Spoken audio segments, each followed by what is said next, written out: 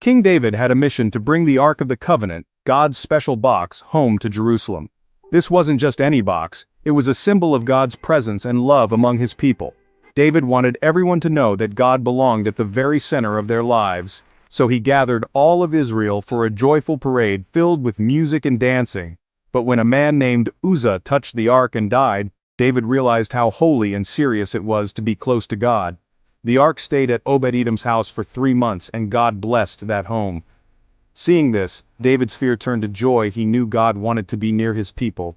David prepared again, this time with even more care.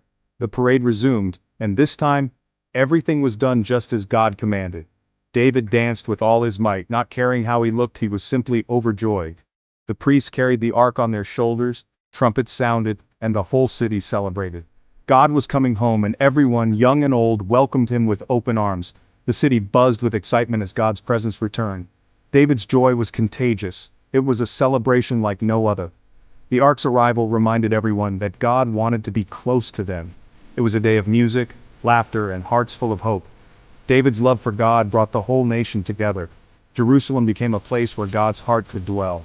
The people saw that God's love was for all of them. And so, the city rejoiced. God was at the center of their lives once more. When the ark arrived, David threw a celebration for everyone. He didn't keep the joy to himself. He shared it with the whole kingdom. David gave every person a gift: bread, a date cake, and a raisin cake. It was his way of saying, "You belong. God's blessing is for you too." The feast was for rich and poor, young and old. No one was left out. David remembered his days as a shepherd, caring for his sheep, and now he cared for God's people. His generosity reflected God's own heart, a God who loves to give good gifts. The city was filled with laughter and full hearts. David's kindness showed what kind of king he wanted to be, one who made everyone feel loved. The celebration wasn't just about ceremony, it was about being a family.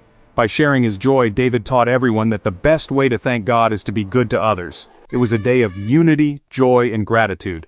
David gave the people more than food. He gave them a song. He appointed musicians to fill Jerusalem with music and praise. David wrote a special song of thanksgiving, reminding everyone of God's love and faithfulness. The song told how God chose, rescued, and kept his promises to his people. It was a song for all to remember. Give thanks to the Lord. Tell everyone what he has done. The music united the people in worship, painting a picture of God's goodness. David wanted the whole world to know about his wonderful God. The people sang with joy, their voices rising together in praise.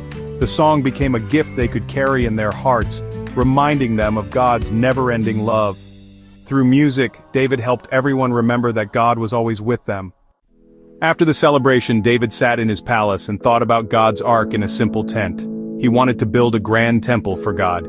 David shared his dream with Nathan the prophet, who encouraged him. But that night, God gave Nathan a message.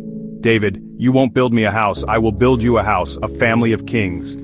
God promised that David's descendants would rule forever. This was more than a building, it was an everlasting promise.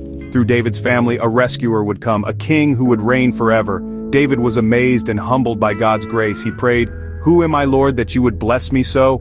David knew he could never earn such a gift. It was all God's love. He trusted God's promise, even if he didn't see how it would happen. God's plans were bigger and better than David's own. David's heart overflowed with gratitude and faith.